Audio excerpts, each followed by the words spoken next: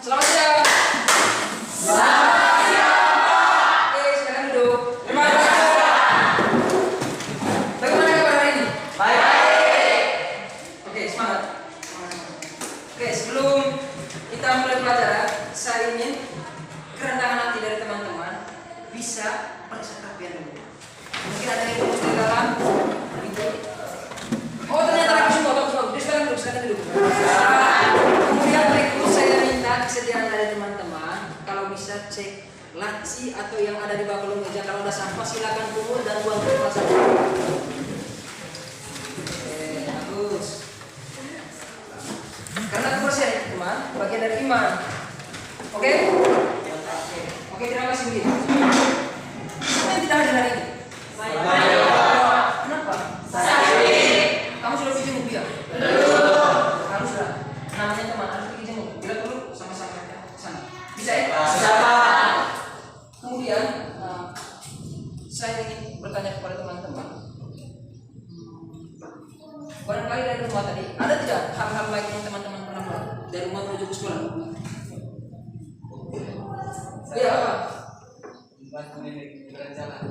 Ada lagi?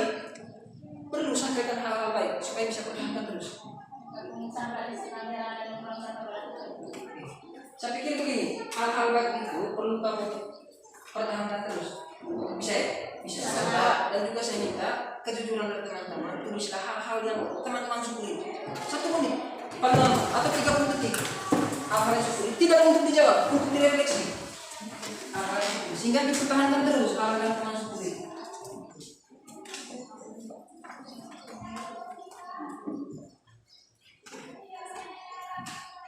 Oke, sudah Pak. Baik, terima kasih. Mengenai pertemuan kita hari ini, kita membahas tentang kesetaraan gender. Karena minggu lalu kita bahas tentang mengantar harmonisasi sosial, ya, begitu. Oke, sebagai makhluk Tuhan, untuk mengawali kegiatan hari ini, kita tidak boleh lupa doa. Saya minta ikhlas untuk bisa pimpin kita dalam doa.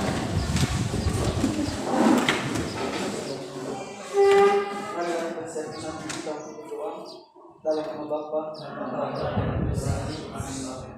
dalam surga dengan sebutkan hadiran kepadamu segala sesuatu kebaikan kepada kami sehingga pada hari ini kami dapat berkenan atas kami nama kami puji Tuhan dengan sepanjang segala abad. Amin. Terima kasih. Kita silakan duduk. Subtema diferensiasi sosial tentang kesetaraan perempuan dan laki-laki. Ya. Adapun tujuan pembelajaran kita hari ini, yang pertama memunculkan atau siswa mampu melihat fenomena-fenomena ketidakadilan gender yang ada di lingkungan sekitar. Kemudian yang kedua, peserta didik dapat menentukan alternatif solusi terkait masalah-masalah yang ada di lingkungan sekitar. Kemudian yang ketiga, dapat menjelaskan dampak yang ditimbulkan dari perbedaan jenis kelamin yang ada dalam masyarakat. Yang keempat, peserta didik mampu menganalisis berbagai fenomena kesetaraan gender dalam kehidupan sehari-hari. Kira-kira seperti itu.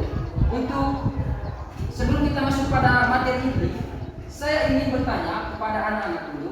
Barangkali teman-teman masih ingat terkait sajian materi saya minggu lalu. Ada yang masih ingat? Masih. Oke, silakan. Struktur sosial adalah susunan status-status sosial yang hierarki beserta jalinan di antara status-status itu sehingga mendorong dan mewujudkan aktivitas sosial dalam masyarakat. Oke, bagus, tepuk tangan. Mungkin ada yang masih ingat lagi?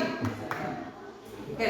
Struktur sosial dalam masyarakat mencakup yang pertama kelompok-kelompok sosial, yang kedua lembaga-lembaga sosial, yang ketiga kaidah-kaidah norma-norma sosial, dan yang keempat lapisan-lapisan sosial atau stratifikasi sosial. Oke, bagus, tepuk tangan.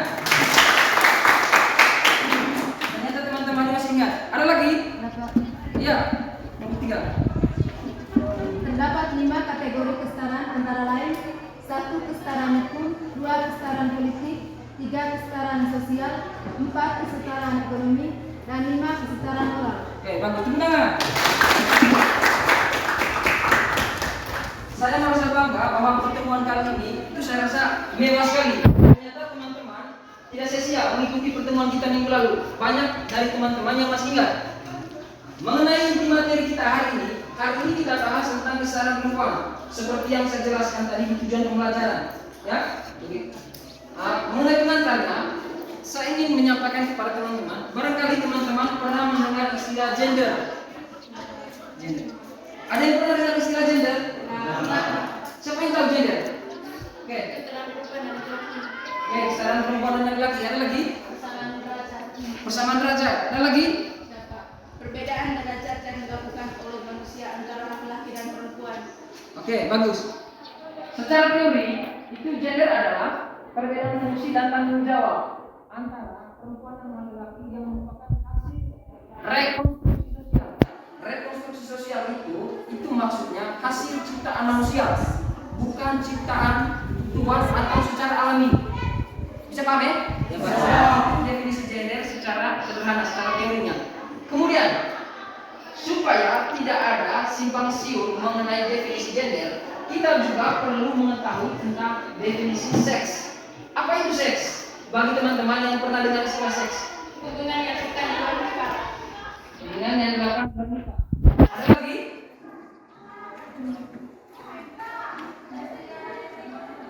Kakak. Ya. Seks adalah salah satu yang berhubungan dengan pelecehan seksual yang dilakukan oleh laki-laki dan perempuan tanpa ikatan perkawinan. Oke, baik. Secara teori, seks adalah perbedaan jenis kelamin, baik dari perempuan ataupun laki-laki, yang sifatnya biologis.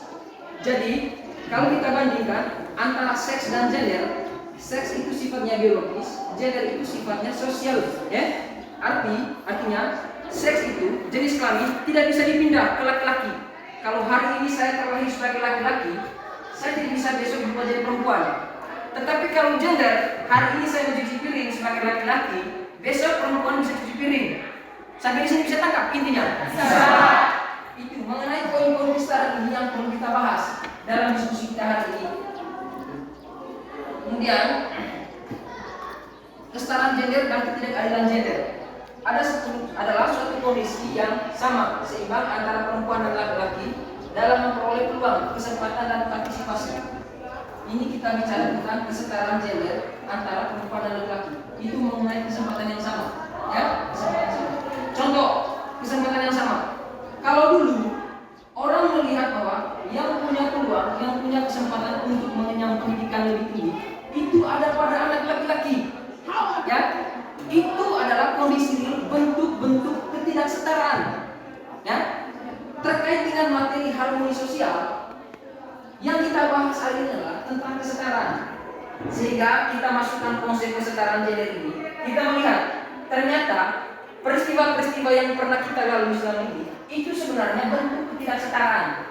Sehingga kita melihat sekarang bahwa perempuan untuk mengakses pendidikan. Bisa paham ya? Punya hak yang sama untuk mengakses dalam dunia politik. Sampai hari ini teman-teman pernah lihat tidak di Manggarai Timur ada bupati Manggarai Timur yang perempuan? Kalau DPR yang perempuan jarang ditemukan.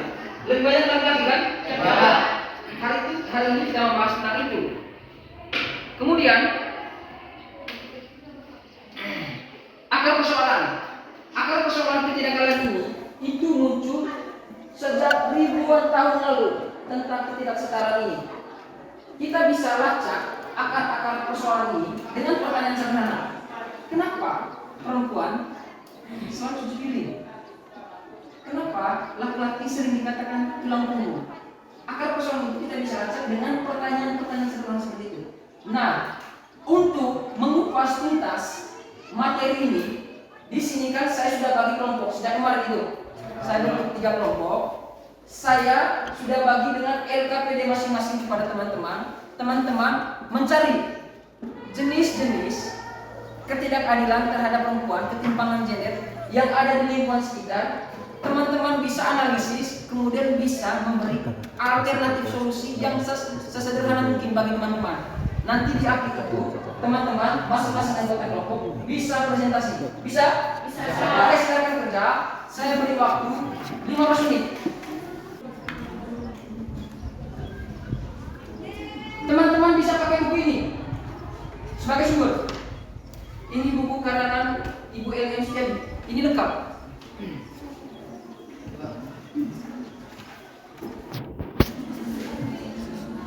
Kalau ada yang mau akses dari surat kabar internet, silakan.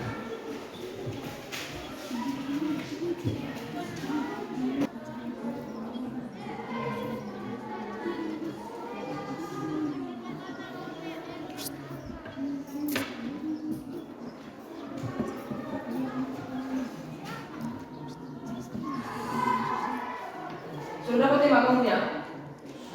Tentang apa?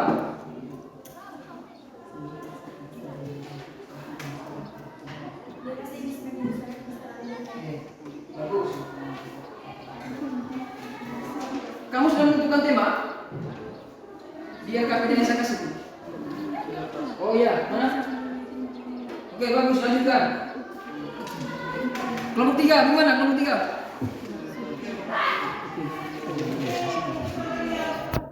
Oh iya, lanjut.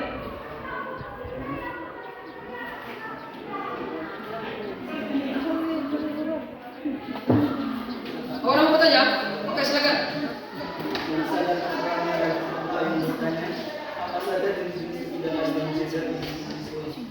Apa saja jenis-jenis ketidakadilan gender di lingkungan sekolah?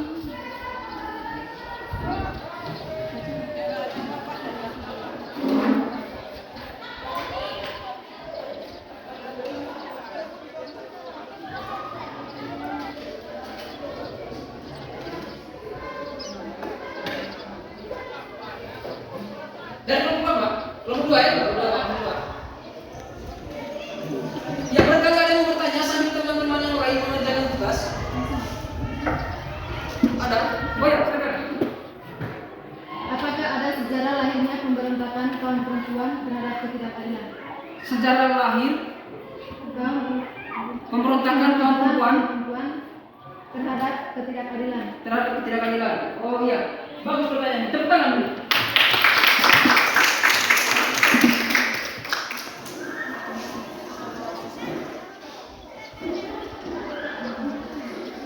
Mungkin ada lagi dari tempat yang kelompok. Oh iya, silakan. Apa yang melatar belakangi perempuan dikatakan sebagai makhluk pemuda? Apa yang melatar belakangi perempuan dikatakan sebagai makhluk pemuda? Bagus.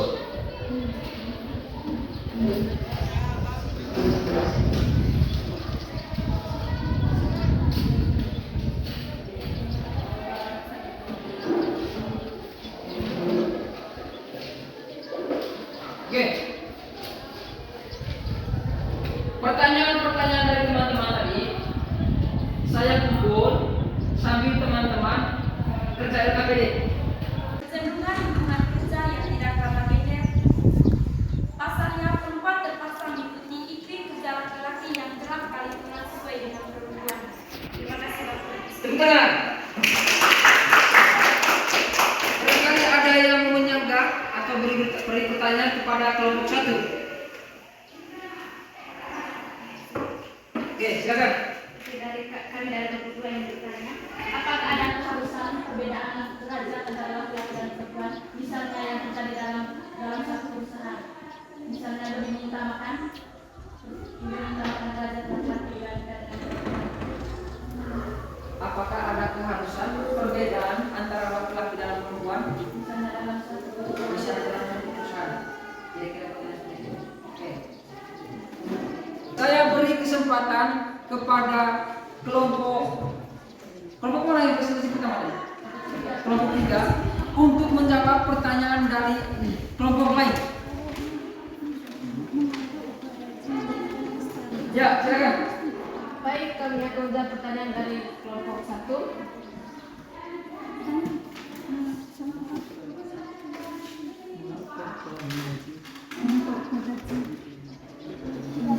Mengapa upah gaji menjadikan kesetaraan?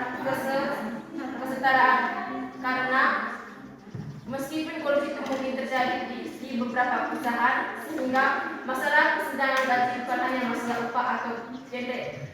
Pertimbangan gaji pekerjaan laki-laki dan perempuan terkait kemungkinan perempuan bekerja di industri bergaji tinggi dan jauh lebih kecil kemungkinan mereka menduduki jabatan tinggi di suatu perusahaan. Oke, baik. Terima kasih kepada kelompok 3. Dari kelompok 1, teman-teman yang memberi pertanyaan kepada kelompok 1 tadi, silakan kelompok 1 memberi jawaban. Oke, kami dari kelompok 1 ini jawab pertanyaannya. Apa konsep berbeda antara laki dan perempuan dalam satu perusahaan? Keharusannya karena kondisi saat ini semakin terpuruk oleh pandemi COVID-19, di mana perempuan bekerja mengalami berbagai konsekuensi, seperti adanya beban ganda dan dilema dalam mengalami karir atau pada di tengah masa-masa seperti ini. Baik, terima kasih. Tepuk tangan. Baik, terima kasih kepada teman-teman semua yang sudah mempresentasikan dan saling memberi tanggapan. Tadi sepanjang diskusi, saya diberikan titipan oleh teman-teman anggota kelompok. Ada 3 pertanyaan tadi kalau saya tidak salah. Saya tulis di depan. Pertanyaan pertama tadi, jenis-jenis ketidakadilan gender. Apa tadi pertanyaan pertama? Di lingkungan sekolah. Itu kita bisa lihat, kita bisa melacak jenis-jenis ketidakadilan gender di lingkungan sekolah itu. Misalnya, kalau pembagian piket Sabtu, itu aktivitas Sabtu membersih kelas itu selalu perempuan. Tidak adil.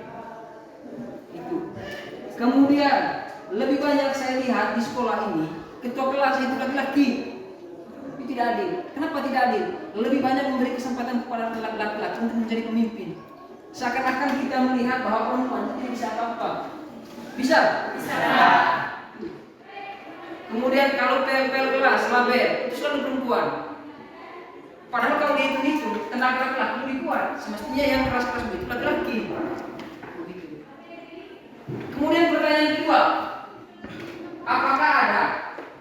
Apa tadi pertanyaan kedua? Apakah ada sejarah lahirnya pemberontakan kaum perempuan terhadap ketidakadilan? Apakah ada sejarah lahirnya pemberontakan kaum perempuan? Oh, ada. Sejarah lahirnya pemberontakan kaum perempuan. Makanya dalam sosiologi itu ada teori pembangunan dunia ketiga, namanya the social movement. Teori pembangunan dunia ketiga itu, yang pertama tentang kesetaraan gender, lingkungan hidup, dan LGBT. Salah satu yang kamu sebut tadi itu tentang kesetaraan gender. Itu sejarahnya. Kenapa? Karena perempuan mereka merasa lebih dulu, sejak dulu itu sebagai budak seks. Budak seks. Sehingga ada aktivis-aktivis perempuan yang merasa ini merupakan tidak aman. Kenapa kita dieksploitasi terus? Dieksploitasi terus.